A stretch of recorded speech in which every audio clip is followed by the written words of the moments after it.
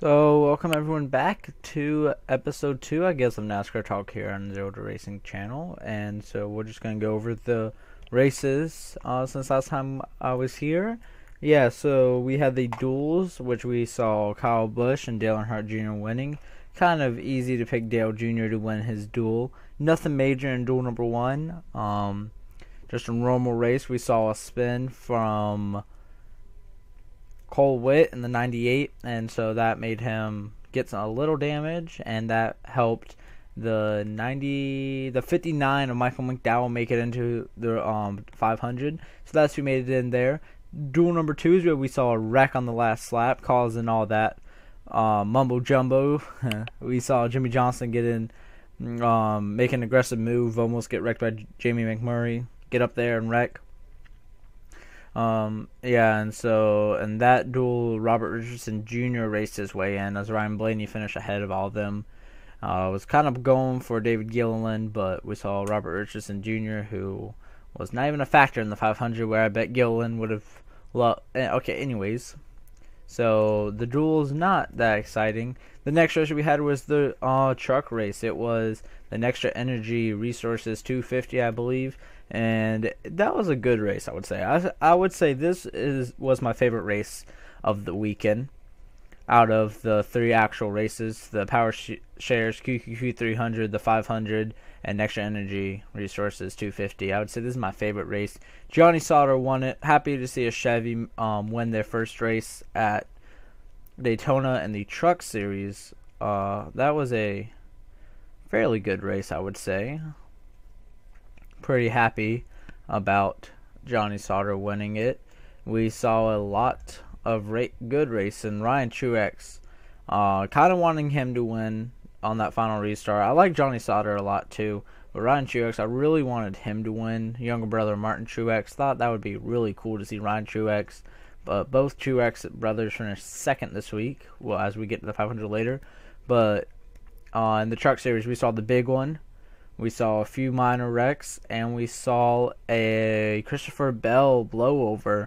Just a crazy wreck from Christopher Bell in the 4 car. He got turned on the last lap there, right before in turn 1. He started flipping. Normally, I would be mad about NASCAR throwing the caution flag. They didn't let them race it back, but Christopher Bell started flipping, and that is for you need to get there.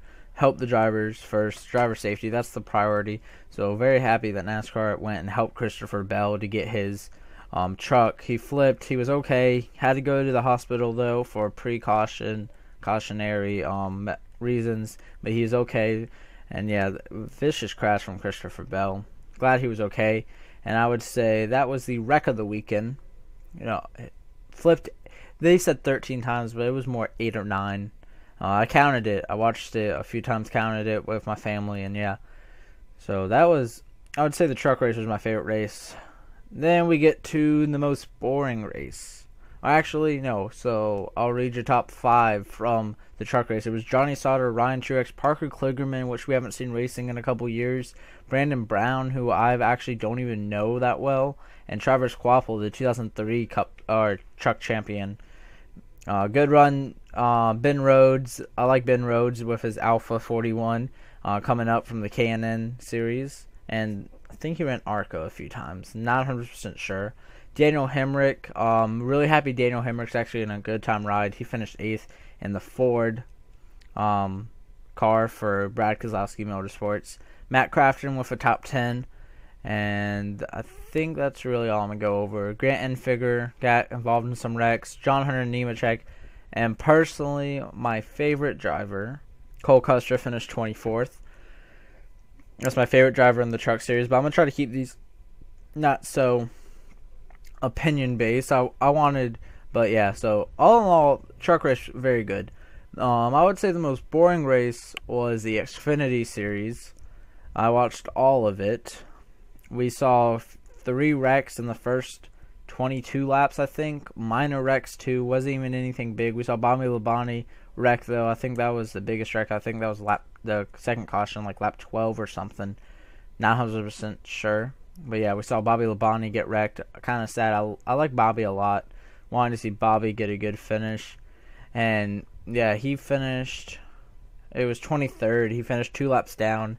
He was once the pack caught him at one point. He stayed with the pack, so I know if he could get back on the lead lap somehow, he would have had a decent finish. Yeah, and they only had 14 drivers finish on the lead lap at Daytona. Like, this race really is the one that needed the caution clock. The truck race, the caution clock didn't really interfere. Yeah, we saw a wreck right before the caution clock because people were hitting pit road.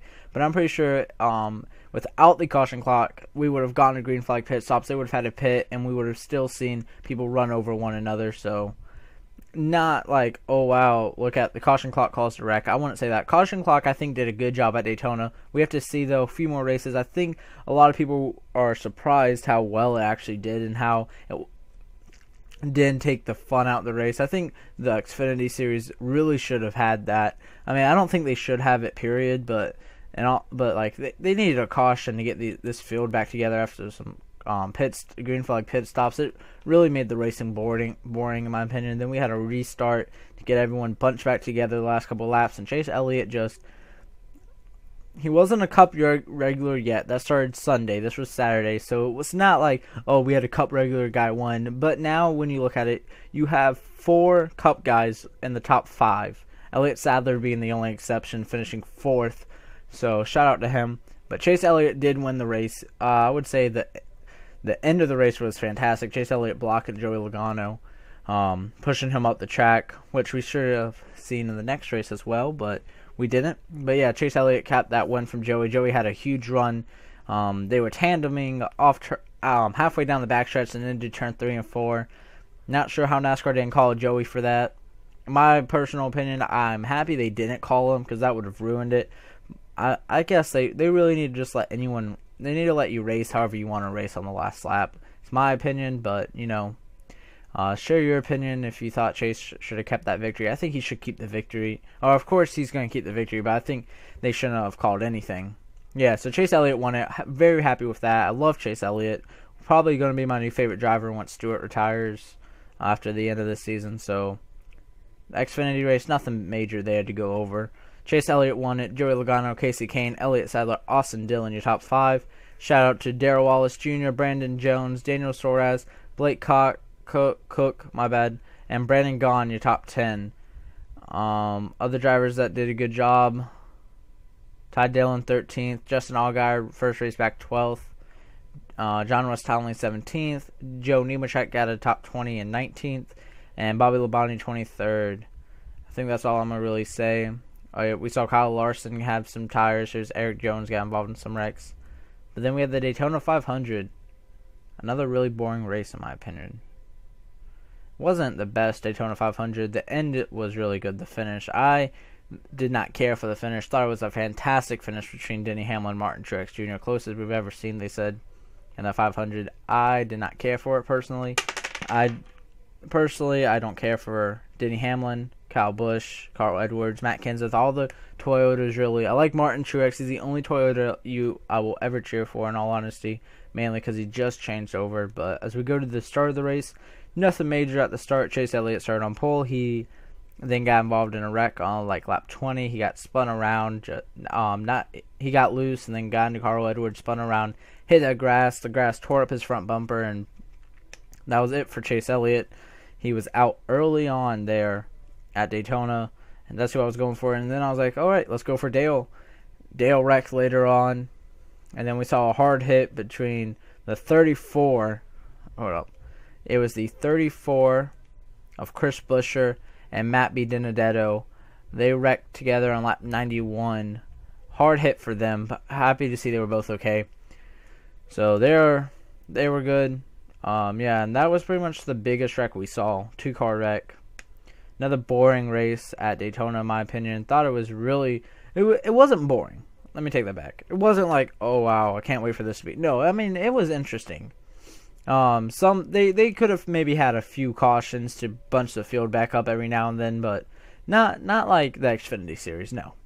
And then I really didn't care for the Toyota drivers, though, being the top 5 the whole time, just drafting together. Didn't care for that. Really wanted to see Kevin Harvick, Joey Logano. I don't care for Joey Logano, but it would have been great to see him. Only 4 to finish in the top 10. or even top 12, but top 11. Eric finished 12th, Eric Almirola. But no, I thought they should have had a better finish than that. But yeah, I don't know. Not a better finish. The finish was a fantastic. Wish it was Truex, but dang, Denny had such a good run right there. Almost wrecked his teammate in the process as well as his affiliate, and almost Kyle Busch. He was right back there too. Carl Edwards could have wrecked his whole stable and the affiliate of his stable. Crazy driving by Denny. Happy. Denny deserved that win. There's nothing against Denny, Hamlin, and all them. I just don't care for Toyotas. I feel like Toyotas shouldn't be in the sport. We should have Dodges back. It should be Chevy, Ford, and Dodge. But I don't run NASCAR.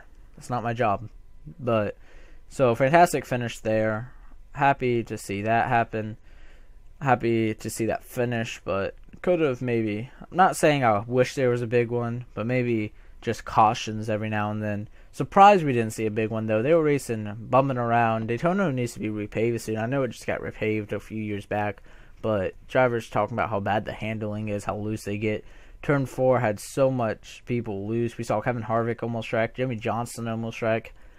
Crazy wreck there. Yeah, but we saw Denny Hamlin win it. He's now in the chase.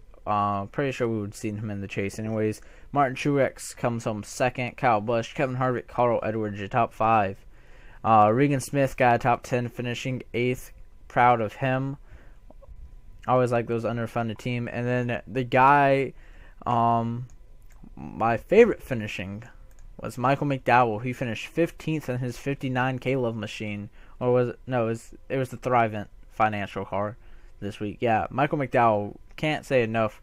He started 39th and he finished 15th. Really proud of Michael McDowell. I would say that was the biggest underdog story. I know it wasn't a top 10, but top 15. Good job, Michael. He's running full time this year. I'm pretty sure. I know the 95 car is, which is his normal ride. Ty Dillon was in that this week, and I think Ty more than likely is going to go to Tony Stewart's ride next week.